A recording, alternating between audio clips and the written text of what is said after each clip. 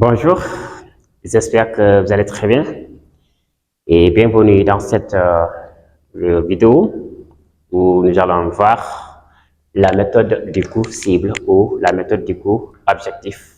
C'est un nouveau outil de la comptabilité analytique ou de contrôle de gestion qui est un chapitre très important maintenant. Voilà, donc c'est ça que je vais essayer de vous expliquer aujourd'hui.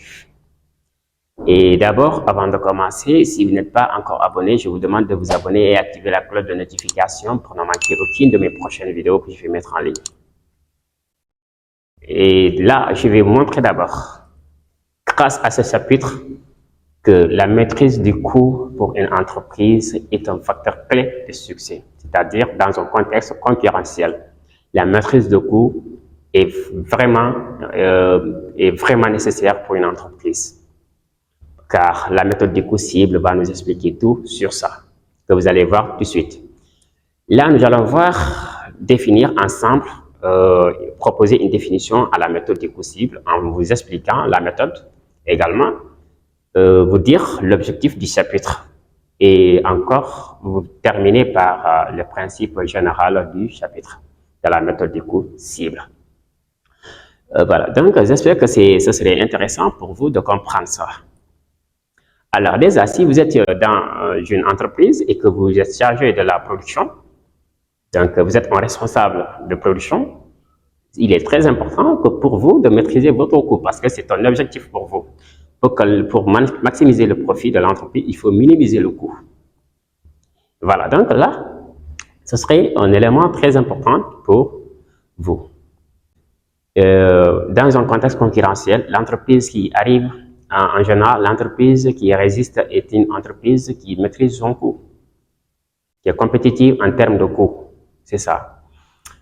Donc, maintenant, je vais vous expliquer la méthode du coût objectif ou la méthode du coût cible. C'est un outil de réduction des coûts de production d'un produit. Ce n'est pas tout simplement ça, mais c'est un moyen de maîtriser, c'est un moyen à l'entreprise de maîtriser le profit.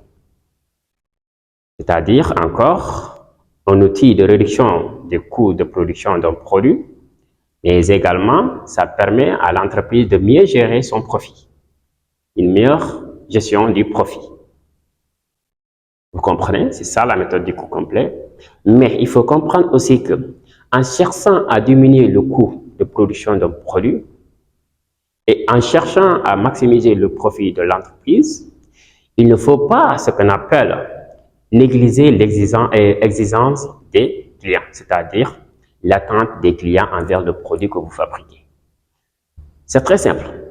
Vous cherchez à diminuer, satisfaire, chercher la marge désirée par l'entreprise, tout en respectant les qualités, en termes de qualité, le produit, la qualité recherchée par les clients vis-à-vis du produit.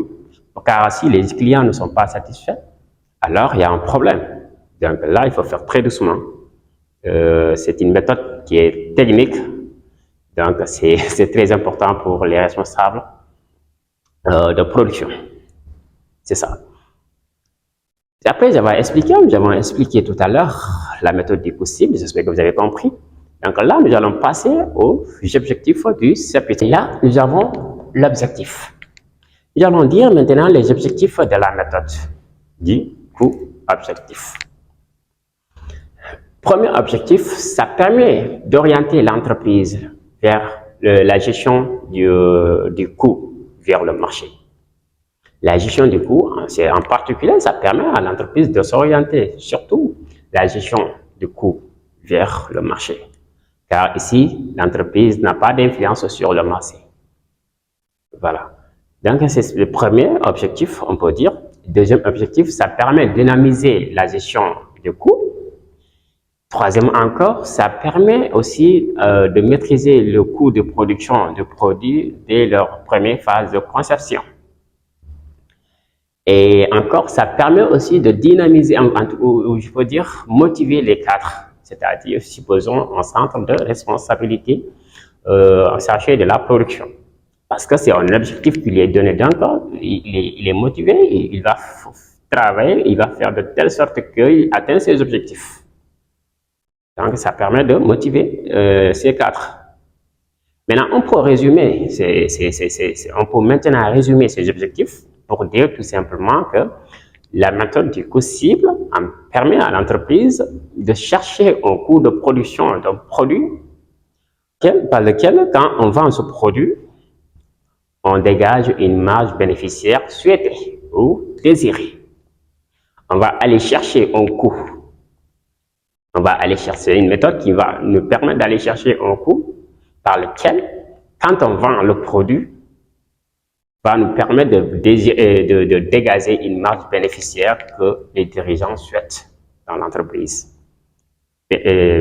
Marge désirée. C'est ça l'objectif. Et maintenant, nous allons entamer au niveau des principes. Au niveau des principes, nous allons voir les principes de la méthode. Alors, cette méthode, les principes de la méthode, nous allons voir le prix. Nous allons poser d'abord la formule du coût cible. Alors, là, j'espère que vous allez bien. Vous voyez bien. Et là, maintenant, cette formule, c'est la méthode, c'est la formule du coût cible, c'est-à-dire à la recherche du coût cible. Le coût cible est égal au prix de vente moins la marge souhaitée. C'est la marge souhaitée. Alors là, le principe est simple. Ici, le prix est déterminé par le marché. Donc, l'entreprise n'a pas d'influence sur le prix. L'entreprise ne peut pas modifier le prix. Et là, la marge encore est, cette marge est souvent, c'est la marge qui est désirée, c'est-à-dire les dirigeants ont fixé cette marge désirée. Maintenant, qu'est-ce qui nous reste? On nous a fixé ça, on nous a fixé ça. Ça ne dépend pas de l'entreprise, ça dépend du marché. Parce que l'entreprise, quel que soit son prix, si le prix de vente est de 1000 francs, l'entreprise n'arrive pas à produire un produit dont le coût de production est inférieur à 1000 francs. Si c'est supérieur, l'entreprise est obligée de vendre à 1000 francs en perte. Mais l'entreprise va chercher un coût qui permet de diminuer un coût en bas du prix de vente pour dégager une marge, mais une marge aussi qui est en tout cas désirée par les dirigeants de l'entreprise. Vous voyez les contraintes. Donc maintenant, qu'est-ce qu'on va remarquer? On va remarquer qu'à cette partie, le coût devient une contrainte. Le coût devient une contrainte que nous allons aller chercher. Le prix fixé, c'est une variable donnée. La marge aussi est une variable donnée. Qu'est-ce qui n'est pas donné? C'est le coût. C'est le coût. Et quand on ne cherche pas bien ce coût, on peut fausser cette marge. Imaginez que ce coût-là n'est pas compétitif. On n'arrive pas à déterminer un bon coût objectif qui permet de dégager une marge désirée par les dirigeants. Alors là, cette marge va fausser. Et si cette marge fausse, c'est-à-dire que l'entreprise va peut-être dégager une marge inférieure aux marges désirées, ou en tout cas, pour même réaliser un résultat qui n'est pas favorable pour l'entreprise. L'objectif est d'atteindre nos objectifs. C'est de chercher un coût. Donc, ce coût est en contrainte. Vous avez vu le principe. Donc là, on peut dire le principe, en résumé, que le prix n'est pas un déterminant du coût, contrairement à la méthode classique. Le coût est un déterminant du prix, parce qu'à la méthode classique ou traditionnelle, on dit que le coût complet, le prix de vente est égal à coût complet plus la marge. Ici, tout à fait le contraire. Le coût est égal à prix de vente moins la marge. Vous avez vu? Donc, c'est la différence à la méthode classique ou traditionnelle. Donc, c'est tout simplement ça. Le coût n'est pas un déterminant du prix, mais plutôt une contrainte. Et la marge est exigée par les dirigeants d'entreprise. C'est ça le principe. C'est comme ça que ça se passe. À travers cette formule, on peut avoir le principe de la méthode. Voilà. Donc, c'est ça. C'est pourquoi une meilleure maîtrise de coût est très importante pour que l'entreprise, en tout cas les dirigeants, que l'entreprise réalise un bénéfice souhaitable, je peux dire comme ça. Voilà, donc c'est ça, en grosso modo, la méthode des coûts cibles.